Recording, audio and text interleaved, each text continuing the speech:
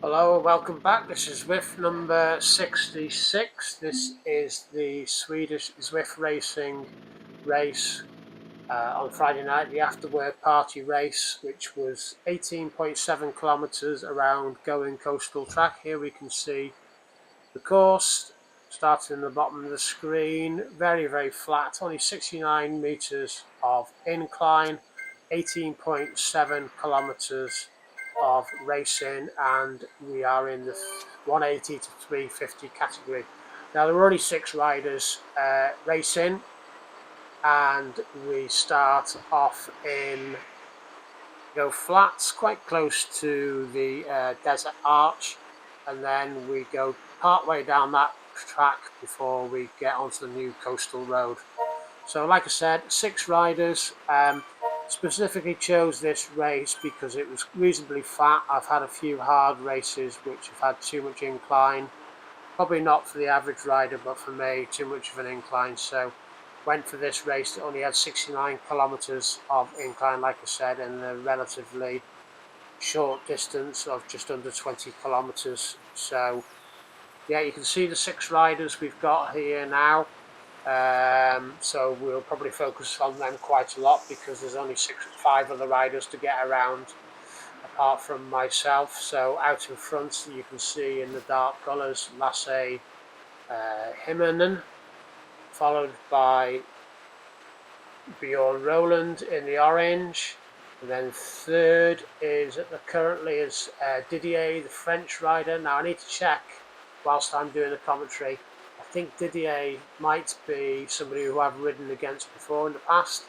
So I'm there in the blue in the Swedish Zwift racing colours. And we've also got Martin Piatek, who you can see in the white with the white helmet without the cuddly toy in his back pocket. And then right at the back is N. Johansson.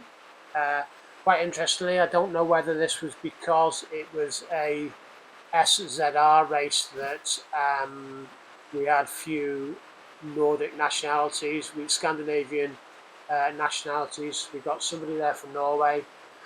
We've got a Swedish rider. I'm not counting myself as a Swedish rider. And we also had a Finnish rider. Lasse Himmernen was the Finnish rider. So we just missed a Dane from the race, but never mind.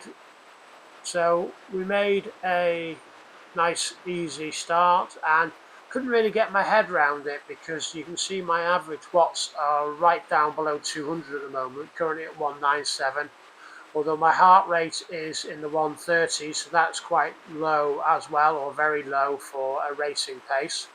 So I was trying to work out why I wasn't increasing the watts up above the 200 mark. I did feel as though I was working hard, but at the same time as saying that I was working hard, I didn't notice the impact on my heart rate. So I don't know what was going on, whether my legs were a bit dead or tired. They felt tired. It was a Friday night.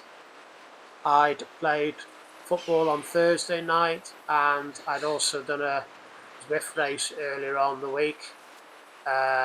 So that might have impacted on my ability to ride it with any great intensity.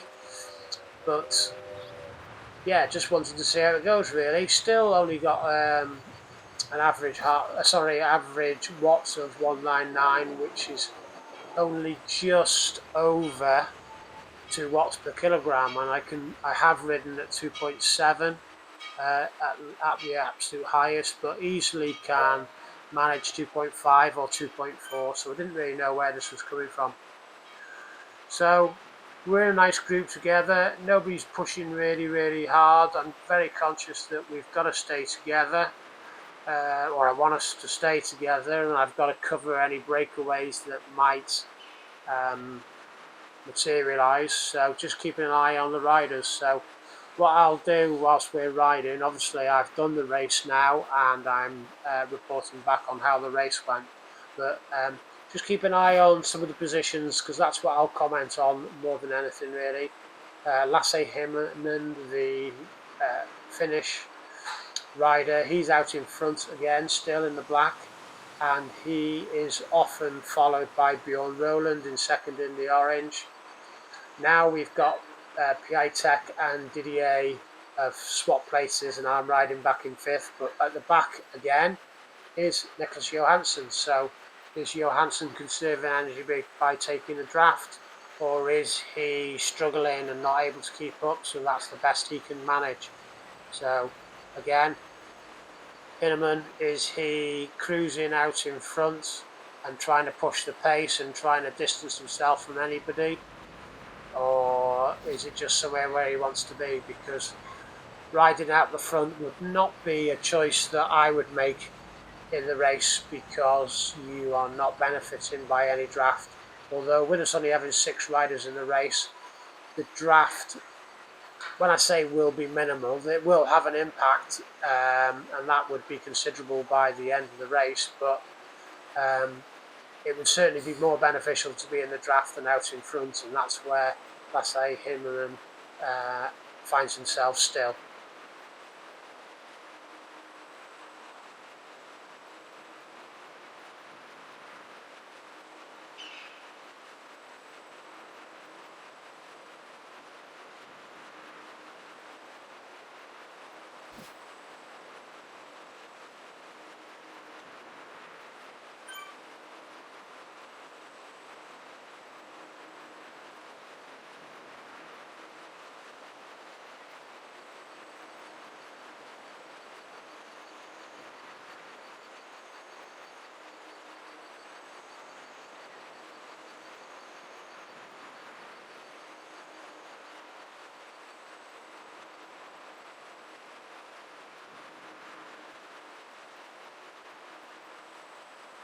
So here we go, and if you're watching very carefully, you can still see that all these positions are pretty much staying the same.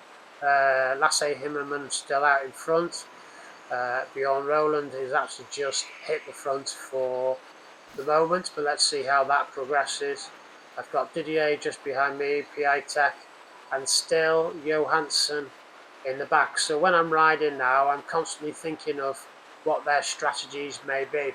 I'm feeling comfortable with the fact that I'm only averaging 204 watts, so I'm thinking towards the end I'll be able to increase my wattage comfortably, so that I can potentially distance myself from the rest of the riders.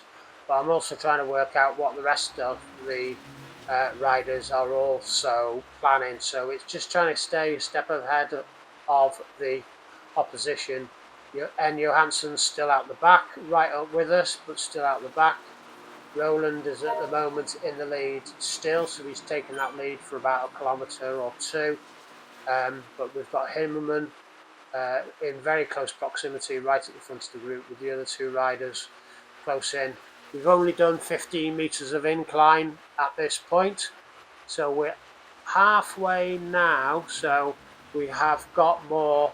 Well, I'll call it climbing, but it's very, very minimal. We've got 53 metres of incline to go to get us to 69 metres. So there will be some slight inclines, but nothing that's going to cause us too much problem. So it's pretty much a flat stage. You can't describe it in any other way apart from being flat. So as we leave the Fuego Flats area under the tunnel shortly, we'll come out onto the coastal track, which is where it will become more undulating and with a few more hills. But like I said, I think they're probably only like 15, 20 meters or 20 seconds, sorry, of climbing. But you can still see out in front, Himmerman, then followed by Didier. Rowland has just dropped back temporarily as he comes back through again, and Johansson keeping that 6th place.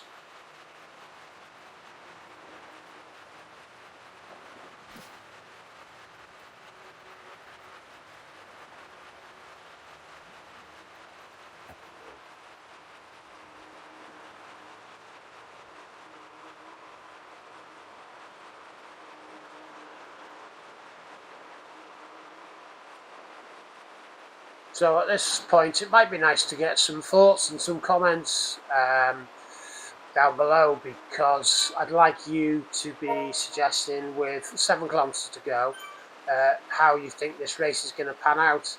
My own personal opinion at this point when I was racing was that Himmerman is going to tire. He's out in front. He is producing far more watts than anybody else to stay out in front without any draft. I feel reasonably comfortable with my own situation. My average watts is 210, so the pace is steadily increasing and the power is steadily increasing. And I'm confident going up these small bursts of inclines. Didier, he's in and around me, so has he got a similar strategy to me, that he's thinking that he's comfortable and he's also conserving energy? Same for Roland. Was he the same? Same for Piatek, where they were both thinking, well, we'll just sit in, we'll just get the draft. And then, before I say it, I'm thinking Johansson, he's been at the back all of the race. I don't think he's gone further ahead than 5th, but suddenly he hits the front. So has he conserved a huge amount of energy by getting the draft off everybody else? And is he now going to be the one that pushes for the finish line? So keep your eye on Johansson and see whether that pans out. Roland has actually been dropped by 3 seconds at this point. So do we keep him off, or will he get back to the group? That's a question for you to answer. I was quite surprised at this point that we had distanced ourselves, because I did feel that the riders, which include myself, riding in 2nd, 3rd and 4th and 5th, were probably quite strong. I felt that 6th place Johansson was potentially the rider to keep an eye on, and he's out in front again, bursting up the hill on one of these sharper inclines. But Himmerman's pulled him back, so Johansson's not been able to bridge that gap. So Himmerman may be a very strong rider as well, with him always being out the front and being able to peg anybody's attempts to push for the line. So we've only got 4 kilometers to go. Roland is now 9 seconds back, so Bjorn looks like he's not going to be able to catch back hold of the group. So it looks like we're down to 5 now, but Himmerman's just taken his place back up the front.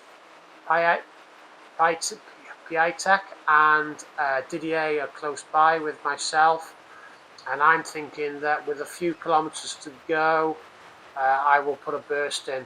I didn't feel as though I had a massive amount of energy in my legs, so I didn't want to go too early, but I was going to attempt to make a effort to form a breakaway and get away from the rest of the riders. So Johansson, he's now dropped back into 5th position. He is right with us, you can see him there at the back of the screen, but I'm just conscious that I'm still thinking he's going to make an attempt to burst away and make a breakaway of his own. So keep an eye on all the riders, keep an eye on Sasquatch coming up in a few corners time. See if you spot him out and about. But here we go, 5 riders to go, all nicely bunched together. Beyond Roland, 15 seconds behind.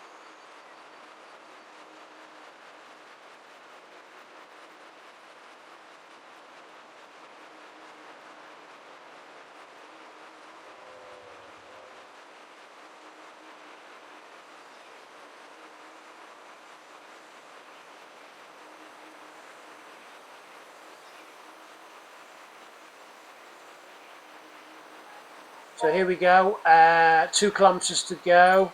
I want to be able to put a burst in soon to see if I can create a breakaway. I've got Roland's 15 seconds behind.